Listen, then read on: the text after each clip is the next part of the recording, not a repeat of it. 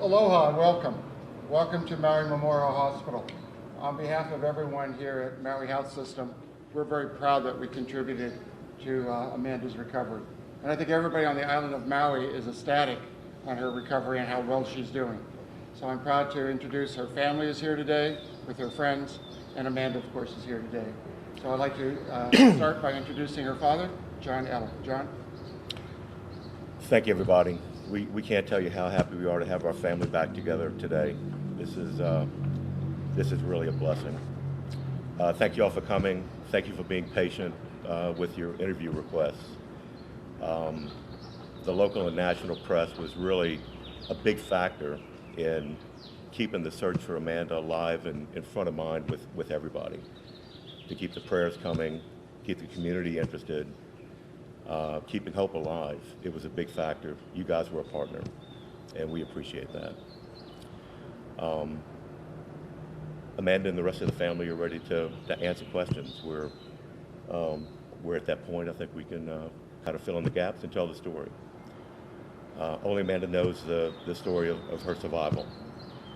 The rest of us have our own perspectives and experiences through the search effort, and we'll be glad to talk about that as you are interested. Together, we hope we can give you a complete picture of everything that happened and our overall experience. As a chronology of events, just to recap for everybody's, just to frame the situation. On Wednesday, May 8th, Amanda went into the Makawa Forest Reserve for a run, left the trail for a short distance, and got disoriented and lost in the forest. Amanda was reported missing the next morning after she didn't return home. The Maui Police Department Fire and Rescue searched for 72 hours together with the community volunteers, after which time the search was taken up by the Maui community. For the next 13 days, the community search teams scoured the most likely areas to find Amanda with the assistance of helicopters, infrared, search and rescue canine teams from Maui and Kauai, the local hunters, DLNR, fire and rescue, and many hundreds of community volunteers. With boots in the ground, we finally found her. On Friday afternoon around 4:30, after expanding the search area to about a 4-mile radius, she was spotted and rescued from a deep ravine by helicopter by our core search team. All had to be airlifted out. You couldn't get out by foot. After several days of recuperation and wound care, we celebrated Amanda's return home last night with a fantastic party that I think a lot of you guys were at on the ocean front in Paia, donated by Michael and Sarah Baskin in the Paia Inn. It was just a fantastic event and an unbelievable celebration. They sacrificed their Memorial Days to celebrate this with us and make that possible. You know, from the bottom of our hearts, the whole Maui community and all the agencies involved, never repay it. Anyway, with that, we'll take questions. Yeah. So I'm going to call out. So Paul. Thank you. First. Amanda, great to see you. In the shape, you're not a picture anymore. My question is, like your ordeal, I'll let somebody else ask the particulars, but I want to know your darkest moment and how you got involved.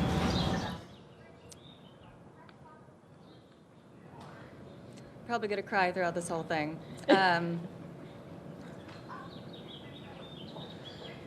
So, the story's going to come out in time, and I'm not really ready to tell it as a story, and that doesn't even feel right. I haven't even had time to think or integrate or figure out really what the heck happened in there. How to answer that question, I will say, is I got to the point, this was probably day, 14 or something like that, and I said, okay, 2 weeks, and I'm looking at numerology, and every day I'm thinking like, okay, today's the day, like Number 14, what is that significant for? I just had such hope in my heart. Every day I'd rise with the daylight and I'd be freezing. I'd have to soak my ankles so that I can get up and like move around a little bit and not be debilitated. And I just had such hope in my heart. I'm like, today's the day I hear the helicopters are coming to get me. And as the day went on and the helicopters are passing over and I'm standing on rocks and waving them down and they're passing over and they're not seeing me, I'm invisible, you lose hope. And your hope meter starts to decline a little bit. And then as the sun starts to go down, you're like, okay, another night alone. How am I going to stay warm? How am I going to stay alive? To answer your question, it was about day 14. And there was a point in which I looked at the sky and I said, I've been guided all along. This whole journey was extremely spiritual for me, and I never felt alone, and I never felt fearful. It was an opportunity to overcome fear of everything. It was an opportunity to be stripped away of all the comforts of this modern world and see what was left. And that there was such amazing beauty in that. But at this point, it's like I've had everything stripped away. I'm so uncomfortable. I can barely move. What else do you want from me? And I had, in a moment, I was like, mercy. Like, I just say mercy. I'm looking at the sky like, just please pick me up. I'm ready. I've learned. I feel like this is my soul's journey. I know this is an essential part of my story and my being here on earth, but I'm ready. And I call mercy, and I choose free will, and I say no from this point. And it was a very loud, clear message that I received and said, if you want to say no and you want to sit on that rock, you're going to die. So you have a choice to make. You could sit on that rock and you can die. You could say mercy and you could feel pitiful for yourself and play victim, or you can start walking down that waterfall and choose life. So it was literally, it was a pivotal time in my life where I had to choose life. And I said, this isn't just for me anymore. Obviously, I come first, and I have a sole purpose of being here on earth, but it was like my mom and my dad, and like every single step of the way, it was like, I choose life, I saw my dad. I choose life, I saw my sister. I choose life, I saw Benjamin, and so on and so forth. Every single step was I choose life. That was the only thing that like kept me going, to the point where I at least got like half a mile down the waterfall and like laid in some grass and slept there for the night. That was a dark moment, but it turned out to be light. It was an opportunity to choose and not play victim to the scenario. So, long-winded answer, sorry. That's great. ABC? Amanda, my name is Marcus Moore with ABC News. Thank you for taking my question. I'm so glad to see that you're okay and with your family. One of the things that was reported quite a bit is that you slept in the den of a wild boar. I wonder if you could tell us more about that. Did the boar show up? And just give us a sense of what that was like for you. So there's boars everywhere through there, and it's that's their home. I'm in their home, and so I was very respectful of that. And again, I'm guided, so there were times where I would see a very nice looking boar den where I'm like, that might keep me warm, and I got a message like, don't go in there. So it's interesting, this is the Chinese New Year, this is the year of the boar. I'm a boar, and so I'm like finding myself sleeping in boars' homes, and they were trailblazing for me. The only reason that I, without shoes and socks and any kind of like armor on, and my ankles were already tore up, it was like me following boar paths to their boar dens to sleep for the night. So bizarre. But yeah, I mean, it was every night I tried something different that I was guided towards. I would, again, the whole thing was guided, and I'd say, okay, where's my best opportunity for sleep so that I can get some kind of rest, so that I can heal, so that I can close my eyes and feel safe for the night. And I would just be guided to different things. So whether it was on tall grass, whether it was on rocks a lot, whether it was in the mud, which I don't recommend ever doing that. It's very cold and it doesn't warm up. Yeah, I don't really know how else to answer that besides that it was uncomfortable, but it was better than, it was good to be alive, so. Let me go with sorry. We'll come back around to you and be here, everybody. see, where am I at? NBC? Yeah. Hi, I'm Molly Hunter with NBC, and you look fantastic, and I can't believe you're sitting here radiant. What will people never understand about your experience? What don't people understand about your experience out there? This whole thing is bizarre. This whole scenario is bizarre. You know, I mean, people are like holding me up as a hero, and I don't feel that way. I'm so happy that my story can inspire others. I mean, truly, like, that's how I live my life, is like, I want to be an inspiration to others. I want to light the fire in other people. I want us all to be so stoked to be here on planet Earth. And like every single morning we wake up, we're so happy to be here, you know? That's my goal. And obviously to end suffering too. I can go on tangents forever. My patients know that. So what will somebody never understand? What's hard to explain? I guess it's hard to explain being on this side of things, you know?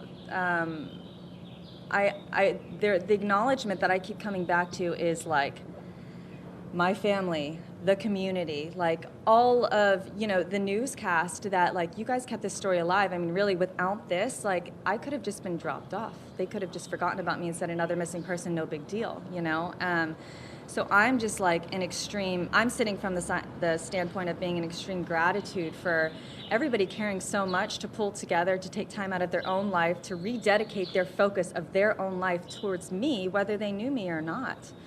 And that sense of pulling together, that sense of community, that sense of like ohana and family that we talk so much about here, and that true aloha, it's like, I don't know if anybody can feel what I feel when I look out through my eyes and see what's happened in this situation, and that this whole circumstance is reproducible, and that we can be doing this around the globe. And this is tribal communities. This is what we came from. This is how we should be living, is we should be caring so much about the person next door to you, you know, that you may be like going out of your way to do something for them, which is going to be more giving, more receiving. I mean, that's really what life is about. It's just that giving, that caring, that relationship.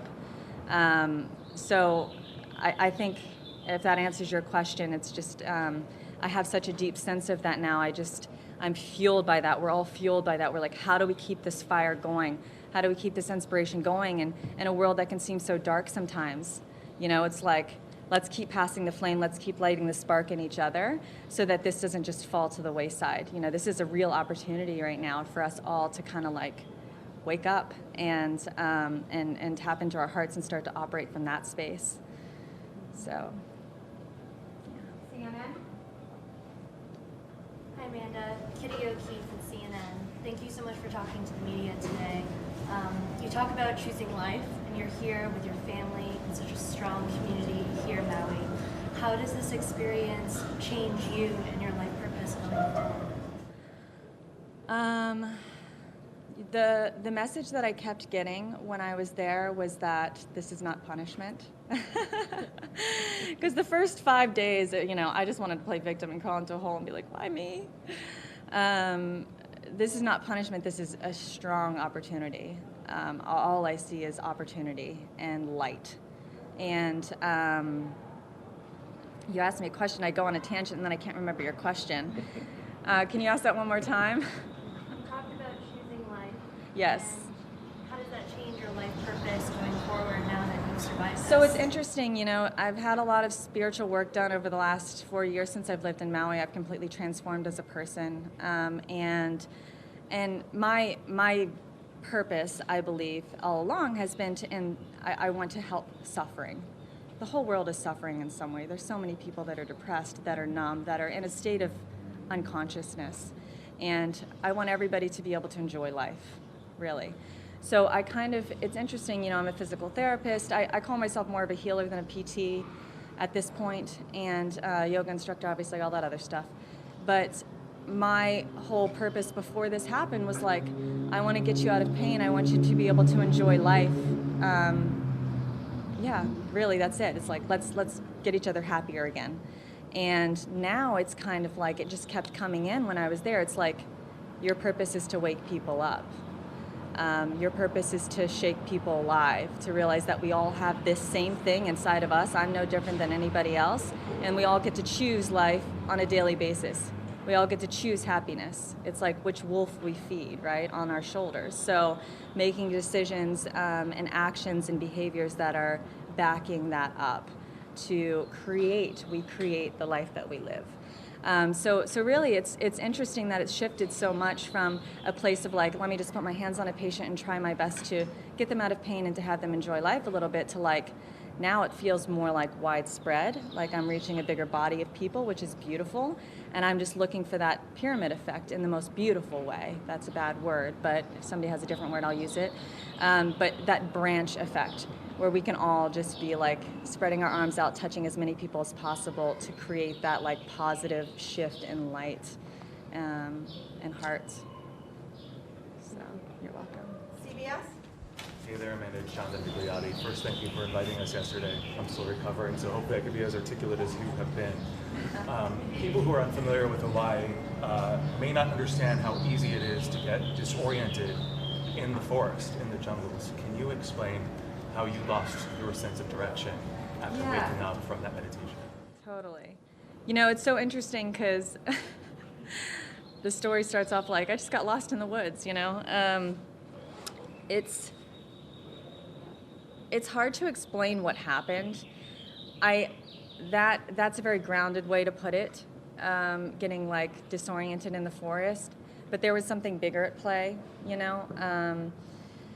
But to answer your question specifically, I will say Makawao Forest, anybody that's been there searching, you guys know, I mean, you turn your head one way and it looks exactly like the other way, exactly like the other way. I'm like, which way is north, which way is my car? So Makawao Forest in particular, there's something very tricky there in that particular forest. Haleakala, I have my bearings. Other places on the island, I have my bearings. But that particular, it's just like it all went out the window. And the only thing I could say is that, you know, I started off that morning and I said, I had plans with my friend, they got canceled, and I said, I have the whole day to myself. What do I want to do? I need to connect to nature, I need to ground. And it just came in so strong, Makawao Forest. I was like, that's weird, I haven't been there in forever. So I just went up there, you know, got out of my car. I was like, well, I'll go for like a 3-mile like hike.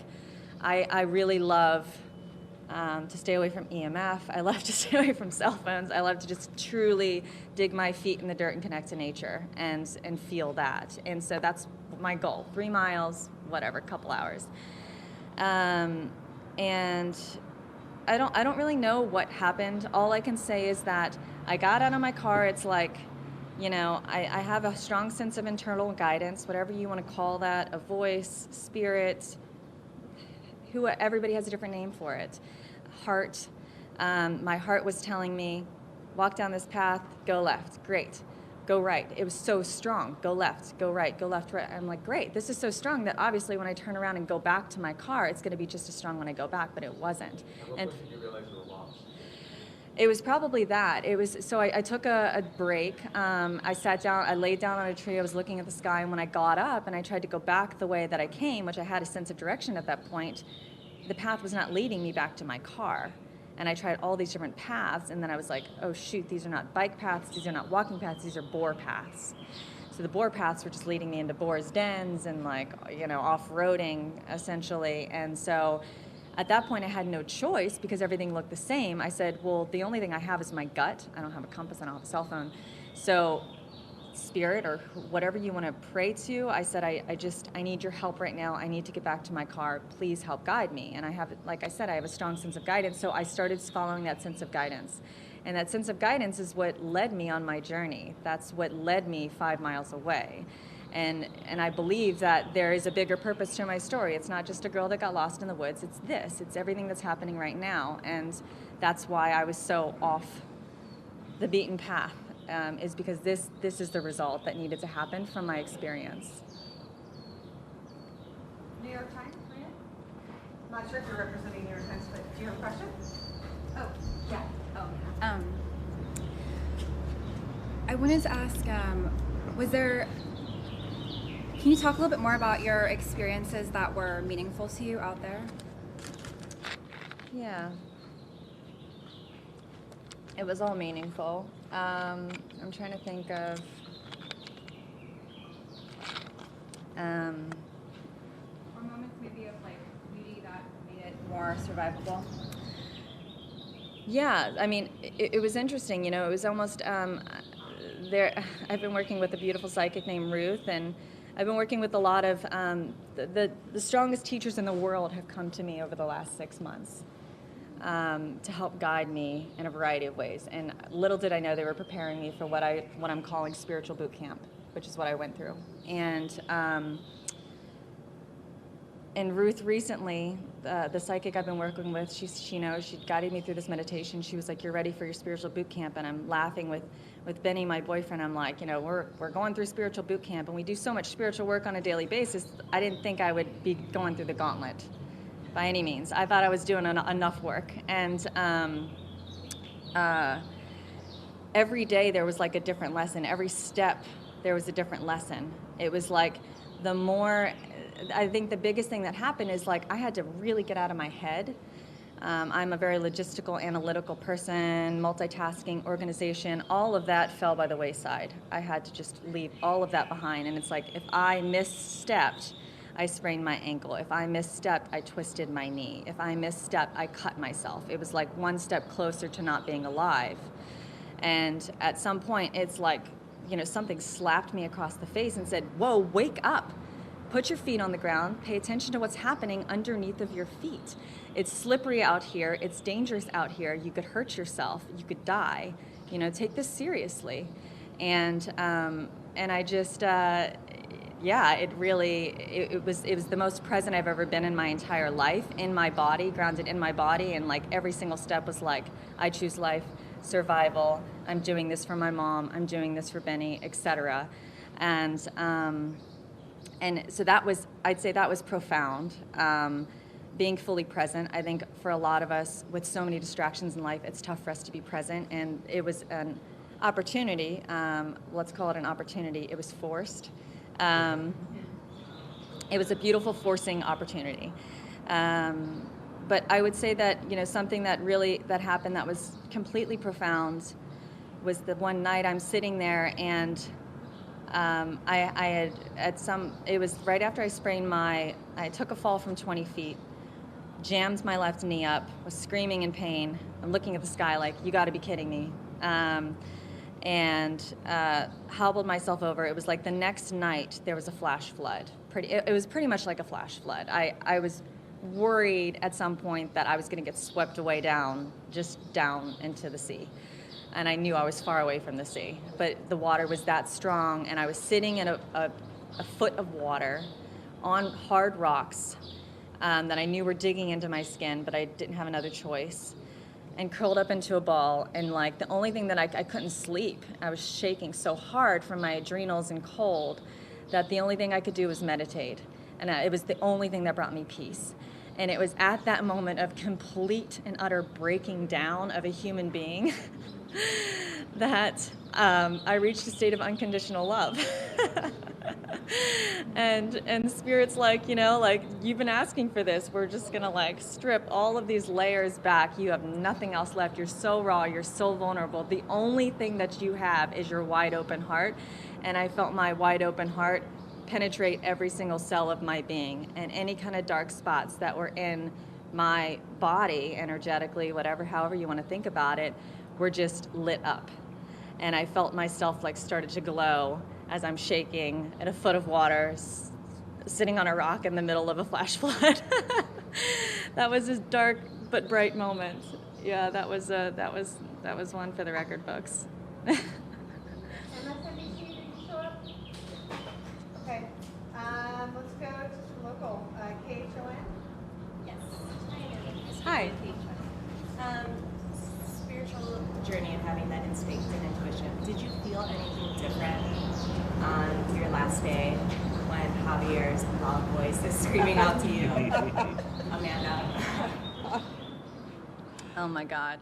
So I've known Javier for a few years. He's crazy. I love him. He's my dive instructor. He's my dive master. We've been working together for a while. It's just so funny that he's the one that came out of the woods. And And I'm seeing these guys like come over me in the helicopter, and I can't tell you, my heart just fell through my feet.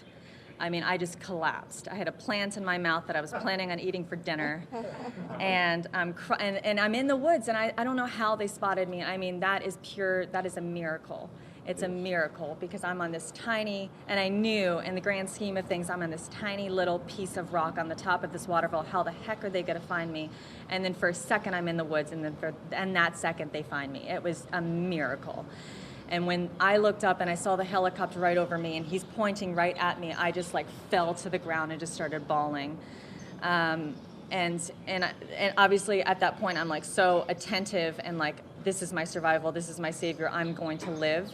And it was the communication non-verbally was very clear. They were like, we have to circle back around, we can't drop down. There was no space there for a helicopter. I mean, and when I just, earlier that day, I mean, I was having visions the whole time. I had this vision of Javier rappelling up the waterfall and peeking his little head out and saying, I got you, girl. and I was like, no way, there's just no way. And when I heard he's like a Tasmanian devil coming out of the bush. And when I heard that Tasmanian devil voice, I was like, just no way. Like, what is, I hear a voice and then I hear this other thing. And I heard, it was like Chris Bergquist, and then I heard this other thing, and I was like, that sounds like Javier. And he's like, you know whose crazy voice this is? It's like, oh my gosh, you know, I just collapsed, and it was like the best first hug ever, because what a man. I mean, you know, really, it's just like, he didn't give up on me. And we're friends, but we're not that close. And he wasn't gonna give up on me. He was like, I was gonna be out there every single day, no matter what. Like, I knew I had to save you. And Chris Bergquist, who doesn't know me, you know, it's just these people. I'm just so blown back. There's not a word for my gratitude. There's not a word for seeing this in humanity, seeing this drive and this not willing to give up attitude of like, we're going to save you, you're another human being, you're in my tribe, and like, we're gonna get you out of here. It's absolutely incredible, so. Hawaii News Now? Hi, Amanda. Lisa from Hawaii News Now. Thank you for speaking to us. You talk about this incredible support online through social media.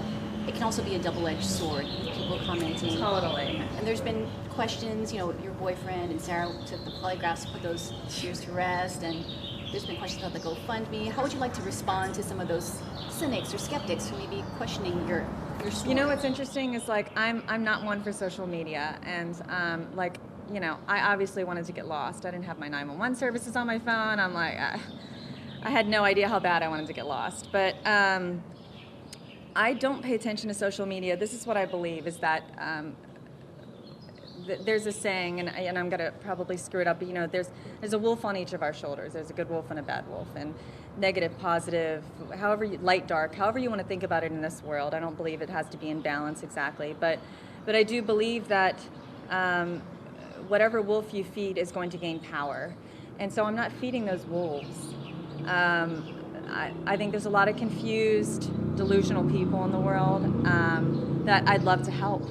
And that I'm not going, and I've had a few disrupted people come up to me and say some disruptive things. And I feel bad for them. I mean, really underneath of it all, just like the Buddha, it's like I see their suffering and I see their confusion, and I'm not taking it to heart, and I'm not taking that energy in, is the biggest thing. So that's my recommendation, is like, you can sit here and dig your nose into social media all day and look at all these, who I don't even want to know what's on the internet as far as like stories and whatever. And so I'm just choosing not to go there. It's like ignorance is bliss in this case, because I want to focus all of my energy on the positive and like feeding forward, spreading the spark, like let's like come together as a tribe, a community. Let's let the whole world know about this. Let's change the way that we operate as human beings. I'm just ignoring it. And you know, I do want to give thanks to my boyfriend Benjamin. I mean, I know he's still under fire, you know, and without his like perseverance, like he was not going to give up on me no matter what. He knew I was alive. We were communicating in a different kind of way, and through it all, like he took a polygraph. He's like, no big deal. Like, I'll take a polygraph. Sarah barely knows me. She stuck her neck out for me over and over and continues to. And so I have a lot of thanks for these people that are kind of taking the fall for me, sticking my head in the sand. I understand that. But what I do recommend is that, let's not feed that. Let's just like rise above and look down on it, and then see the suffering underneath of all of it.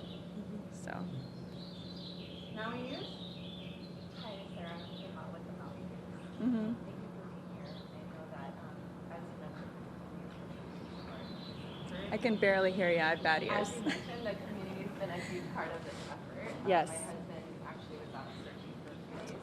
So this is just something, I know police and fire and others have been out looking, but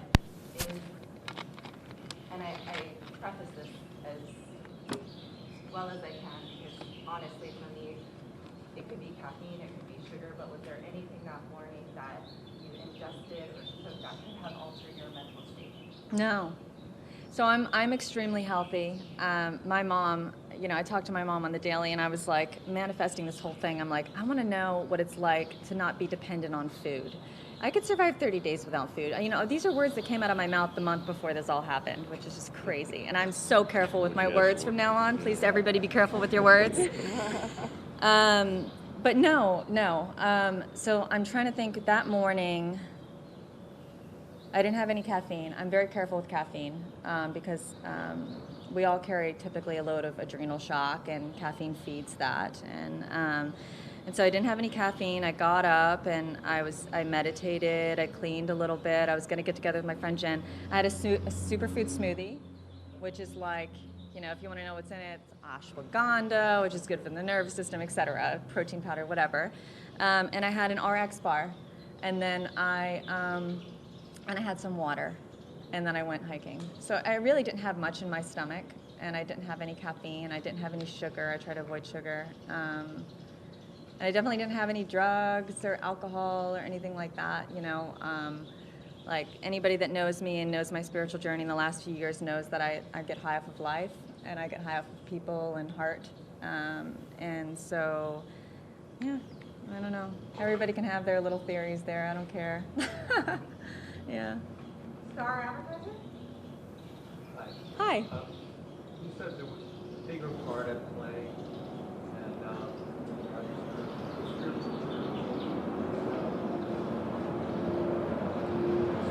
do you think there was destiny that ended up in the forest lost? I do. It's not that I think that. It's that I was. It's that I feel to have a pretty good level of communication with what I call spirit, God, source, whatever you want to call it. I have a very strong spiritual relationship. Some people aren't comfortable talking about that. I am, because it guides my life. And I will say that the thing that kept coming in over and over again, anytime I had that victim mentality, is that this is not your punishment. This is your destiny. This is your journey. This is part of your path. So after hearing that multiple times, I started to accept that. It was coming into a place of acceptance. Okay, all this stuff is being shed. This is my journey. This is my journey. It's like, it kept coming in. You want to heal people. You want to help suffering. This is your journey. You have to be on this side of things to understand, to move forward, to really help people. And so at some point, probably about halfway into the days that I was out there, I came into a place of complete acceptance of that, where it was like, this is my journey. I have to choose life. There's a reason why I have to keep myself alive. And in my mind, I understood all that. This is so small within my mind. I'm coming out of the forest thinking maybe my mom's on Maui because she might be worried. Do you know what I mean? Maybe. So like I'm just like, I'm not one for the limelight. I'm not like, oh, Amanda disappeared, the whole island's freaking out. I'm like, Amanda disappeared. I wonder if Benny's got to hire another helicopter company tomorrow because they didn't find me today. It's so small scale. So when I came out of the woods and Javier's like, there's all these people worried about you. You're on Dateline. I was like, what? Really? Like, your family's here? My family's here? He's like, are you kidding me? So, just baffled. Again, tangent, sorry. But this is so much bigger than me. and that's, I think that's the most beautiful thing, is like, I'm so grateful to be alive. I wake up in the morning, I'm like, oh my God, I had a warm bed that I got to sleep in, and my body got to rest and to heal. My ankles are getting stronger. Like, grateful for every breath, grateful for everything. And I hope I never lose that. And I think if I start to, I'll get a strong reminder. Yeah, but the bigger picture of this whole scenario of really what went down is the most beautiful thing is hope and community and aloha and ohana and brotherhood and tribeship and all of that. I can't reiterate enough is that if I start to see like a movement occur in the world, it's like, whoa, I am so stoked that my story could have done that, you know? So. We need, excuse me, well, we need just a second to prep her for her. I have a doctor's appointment coming.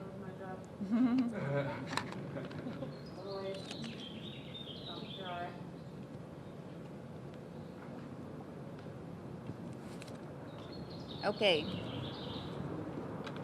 Are you here? Washington Post, Guardian? Okay. Hawaii News. Oh, I'm sorry. Okay, got it. And did I get Maui now? I just wanted to ask you really quickly, there were reports that you took a nap while you were in the forest on the first day, I believe. Can you confirm that and just explain why you felt lethargic or felt like you needed to take a rest? I didn't take a nap. I did lay on a tree and sit back and close my eyes and meditate. I enjoy meditation. I meditate as much as possible. It's a very peaceful state of mind. I recommend it highly. And it allows us all an opportunity to connect to something deeper within ourselves, something, you know, that's away from the distractions of life. So I meditate as much as possible. And it was just kind of an opportunity to close my eyes, to connect to nature, to feel wind, water, air, you know, all those kind of things. Yeah, but it wasn't like, it wasn't lethargic. It's like, this is my day off. I'm gonna lay on this log and close my eyes, so. Okay, we made it through our list, and we can go around. Oh, did I miss somebody? Yeah. Oh, they told me it was the same. Okay, great. Sorry. I'm Paul with KITV. You talked a little bit about that tribal community. I'm sure you probably are aware that there is another missing hiker, Noah Kukai. And so you have some understanding of what he may be going through and what his family's going through. I just wanted you to talk a little bit about that, your thoughts on that. And then maybe, John, maybe you could answer as far as I know some of the rescuers are going to help that, but if more of that is going to transition, everything that helped you find you, what's going to help you? Yeah, you know, it's very interesting. I know him secondarily. Kahanu is, she goes to the same yoga studio, Afterglow Yoga, and it's her brother. And on the way, so I've been working with this amazing shaman. Her name is Amanda Eller. She came from Southern Maryland, and she has been a pinnacle part of my healing and understanding of really what is going on and what's happening right now, being able to protect me energetically. And she said to me last night, she goes, I know this is not an opportune time, but Noah needs your help. And I was like, wow, you know, I will give anything.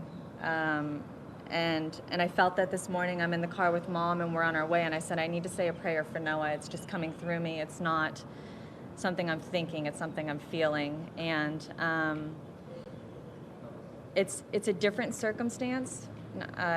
I'm just gonna call it different. From my understanding, Noah was in a place where he did leave a note, and he wasn't really sure. He's confused, and he's not really sure what he wants out of life at this point. And I can't, you know, the only thing I can do is pray for him, and I can't be boots on the ground right now. But the only thing I could do is pray for him and try to offer him some spiritual guidance so that he can find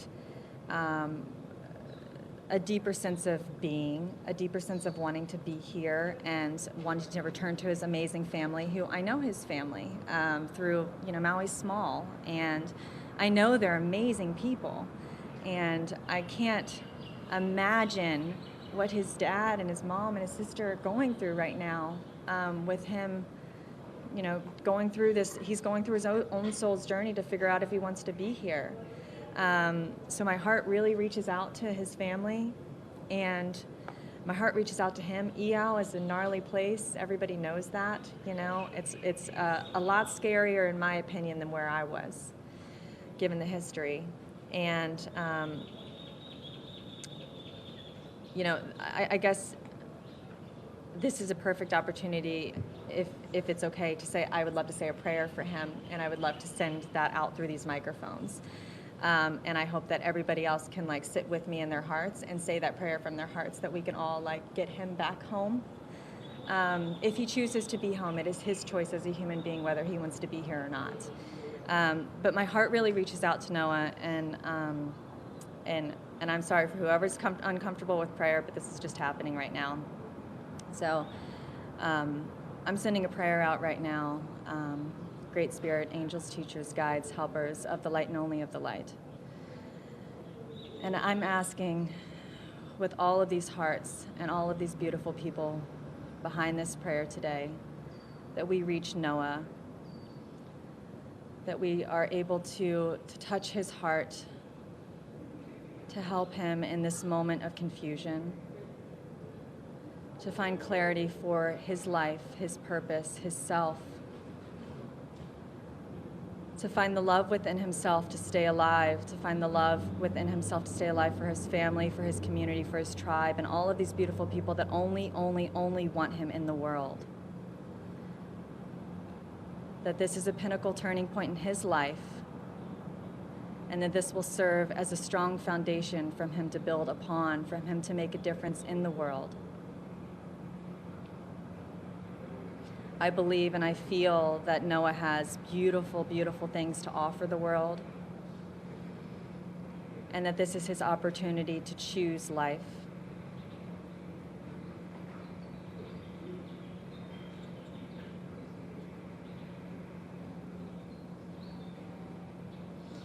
And I hope his heart is open. I hope his mind is clear. And I hope he is protected by Mother Maui in those Maui mountains.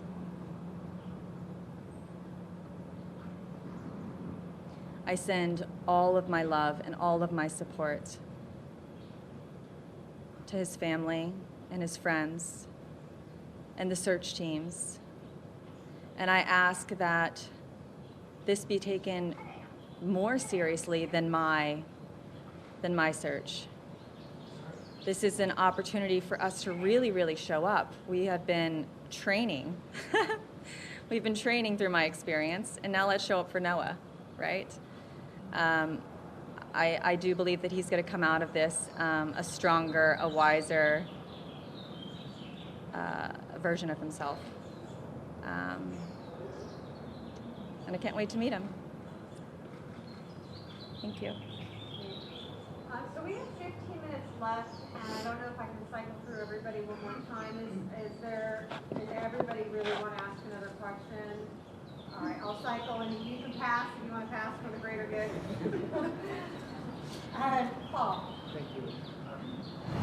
Amanda, the thing that I'd really like to see, if you could put the power of the moment on, is to talk about search and rescue efforts on the island of Maui, and not the civilian ones. Those that have a policy in place that says after 72 hours, the officials are going to shut down that search. And it's great if civilians take over, but I'm sorry if they don't. Do you have any thoughts about that policy and whether that should be looked at?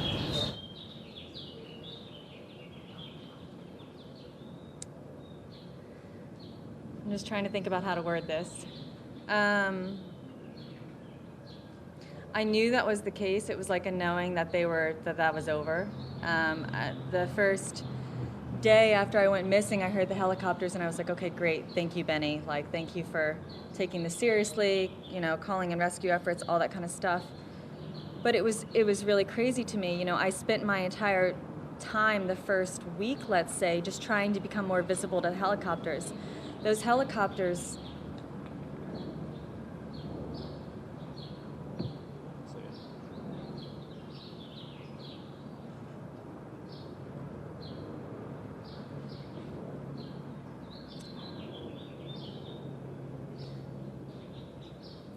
I really appreciate the efforts of everybody on all levels that came out to rescue me, especially those that were enforced by the state. There was a difference in feeling between the rescue efforts. And there was something that shifted within the first few days after the rescue efforts of the state stopped. I felt more heart.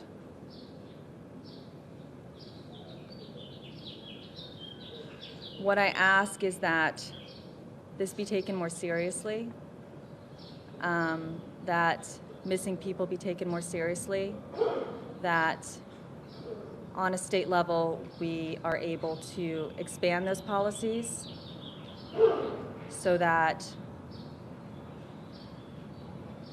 we know that our tribe is taken care of. I hope that answers your question. I don't have much more to say than that. ABC? Amanda, knowing what you know now, after having survived in the forest for over 2 weeks, what would you do differently when you go back? And any advice for anyone in your similar When am I situation? going back? You know, cell phones are great, people. Everybody knows that.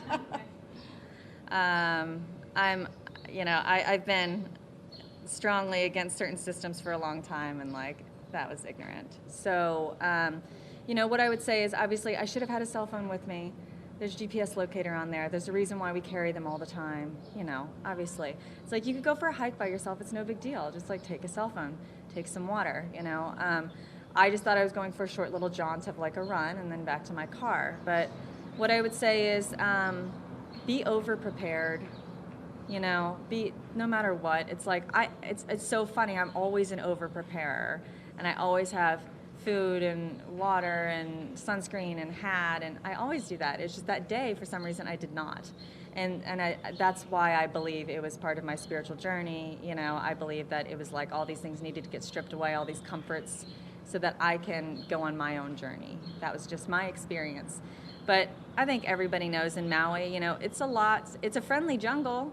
There's not much that'll get you, but still, be prepared. Sun's gnarly, wind's gnarly, rain, flash floods, and I think anybody that has done any hiking in Hawaii knows, take extra precaution and just pay attention to where your feet are and kind of drop into the moment and be present. It can get scary quick, so, yeah. And I think in terms of when you were missing, would you stay put now, or would you continue to be on the move? Oh, if they had not found me? So that last day, it's so interesting. I reached that top of that waterfall, and I'm not one for heights, so I had there's a waterfall just above. It was probably 10 to 15 feet, a little hop in, and I was terrified. And I was okay, I got to the next little waterfall, and it was 30 feet, and I was no, if I jump off of here, I'm gonna probably break my leg, and then I'm done. So I knew, I'm checking in, I'm this is where I'm supposed to be. It was very obvious, it was very clear. It was the helicopter is going to pick you up at this spot. X marks the spot. I'm staying right here. And that's when I really got fried, because I didn't wanna be in the woods. I wanted to be available where they could see me no matter what. I was gonna stand up through all my pain and wave my arms and flag them down. So again, forgot your question, but so that last day, it was very obvious that I needed to be in that spot. But then, of course, your mind gets wondering, and I'm thinking, where's food? Water's here. Thank God my body was surviving off of the water from the waterfall. But food was very limited in that particular spot, and I really was getting to the point where I couldn't hike anymore. My ankles were binding up. And I was looking all around. There was no fruit. There was almost none of the other plants that I was eating. And so I was about to get very crafty. I was about to start making clothes out of ferns. I was about to really start testing the plants that I could eat, you know. And I will say David Bruce Leonard is an incredible guide into the Hawaiian plants, and I've used his book for years, and he was there yesterday, and I just thanked him profoundly. I'm like, without the knowledge that you have given me, I don't know what I would have done. I would have been so confused out there. What can I eat? What can I not? I might have not eaten anything at all, and then who knows? So I had, in my mind, somewhere in there, it popped in 4 days. I had 4 days to live before I really had to start getting crafty with restructuring my idea about survival. So, but I think as far as if I would have been moved, I would have had to move because the food sources were nil where I was. So the only option I really had would probably be to go back upstream where I knew there was food. I don't think I would have gone down. And Troy tells me, he's a boar hunter, he's the one who rescued me from the helicopter. He says, if you would have kept going down, we would have never found you. It led nowhere. So if anything, I was heading back upstream. But I didn't have to. I didn't have to survive another day. So. NBC? Yeah. Molly again from NBC. Yes. So you've chosen life. You chose life every day of that journey. What do you want now? How are you going to give back? Where do you go? I don't know, you know, my life just changed like overnight.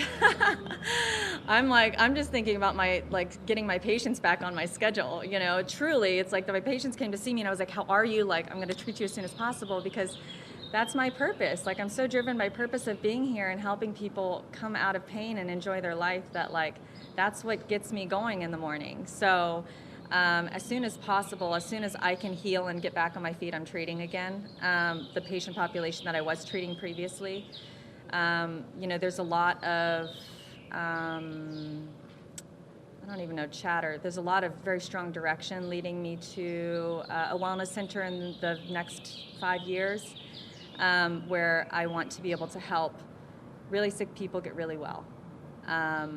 That's my goal, you know, on a small scale. On a large scale, it's like I have so many incredible people, my friends, my family, all of these people that I'm surrounded by right now are like doing work. You know, it's like having these little conversations, changing the way people think about life. It's like that's the pyramid effect I'm kind of like just sitting on top of. It's like I have all these little workers doing all the work, and that's something that's just going to be happening. I don't think it's something I need to do. It just feels like it's flowing at this point. And so I just want to see that candle continue to burn, that flame continue to burn, and for us to continue to pass the torch on to one another. But really, like my priority is just to get back to my life and to get back to treating the patients that I was treating previously, to get them better.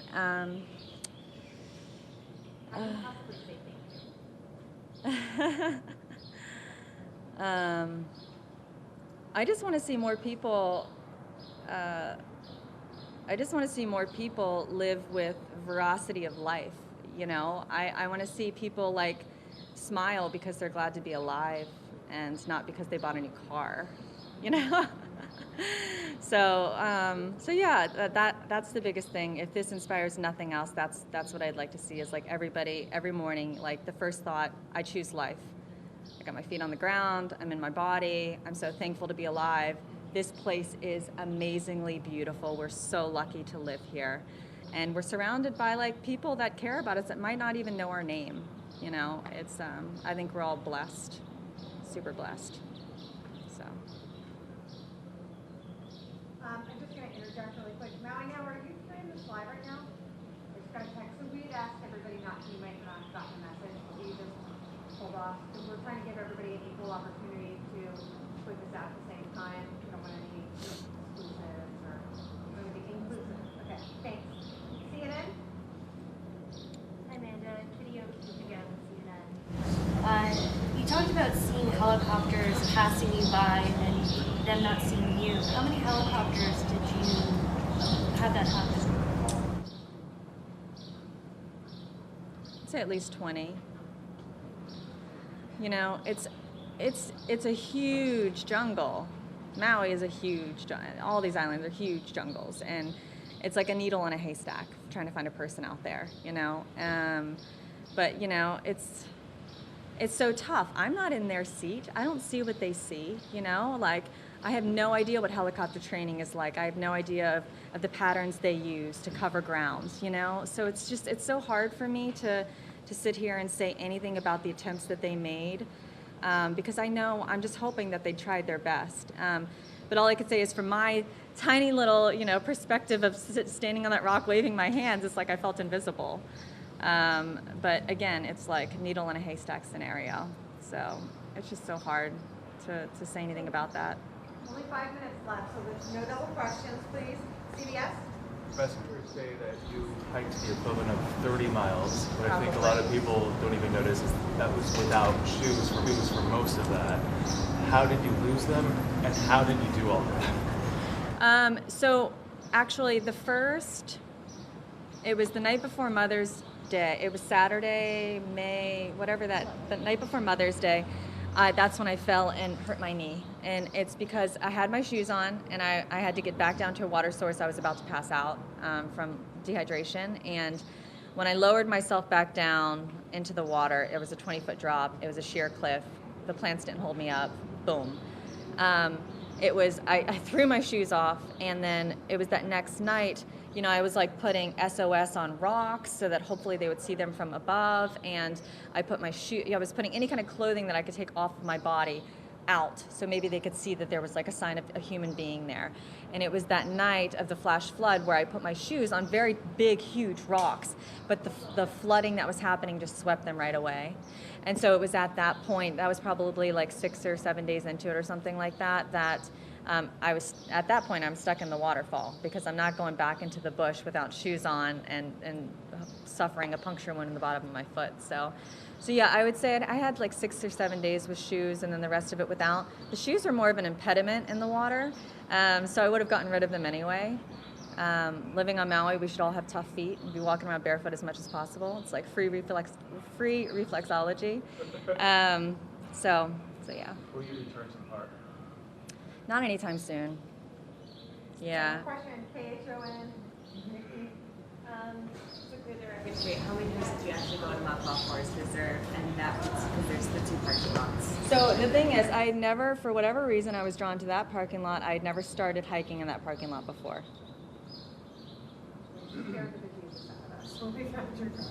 Right. So. KITV. I'm waiting now. You mentioned finding water. Could you just take us through, I don't know if you can recall when you started following along the water, and I know you talked about following the pig trail, so just if you can recall when you got on the trail or the path you were on. I mean, the path changed constantly. It was just like that internal navigation that started in Makawa Forest of like right, left, right, left. It was that way the entire time. Especially when going through the bush, because there are some trails and then there's not. So it's difficult to say. There was no path. It was just kind of like, okay, go that way. Okay, you're gonna get to that tree over there, make a right. You're gonna get to that over there, make a left. And it was all, you know, my intention, the whole time my intention is like, I need to become more visible to the helicopters. I need to head back to my car. You know, the entire time I'm like thinking, as I'm getting further away from the starting point, that I'm getting closer to my car. But it was just the way I was guided, and that's all I had was my guidance. So yeah, the water, I mean, it was like I lost my shoes, I gotta stay close to the water. Also, if you get too far away from the water, it was the day before I almost passed out from dehydration. I said, water's the only thing that's gonna keep me alive. So I just need to, if nothing else, I stay close to the water and I just see how long I can last. And then, of course, there's some food sources there, too. So, yeah. About day 7, I was on the water, on that stream, that same stream, from then on out. Amanda, what's the timeline for your recovery? How much longer are you going to be in the wheelchair? Do you receive medical treatment? I'm pretty much on crutches. My ankles are really uncomfortable. It's more from, like, body bushwhacking, is what I'm calling it, you know, through the brush, which is like dead ferns or thorny, just so everybody knows. And so they hacked into my ankles pretty good. So, I mean, I have some wounds on my ankles. Really, that's the worst of it. My knee's a little painful, no big deal. 4 weeks tops, you know, and I should be back on my feet in the next 2 without crutches, hopefully. So as soon as I can comfortably sit in a chair, I'm back treating, so. We gotta wrap it up. You have a doctor appointment? Yep. You guys wanna stand up and maybe do a quick photo for anybody who's I'm not going to stand, but Oh, yeah. You see so well. I forgot entirely. All right, go ahead.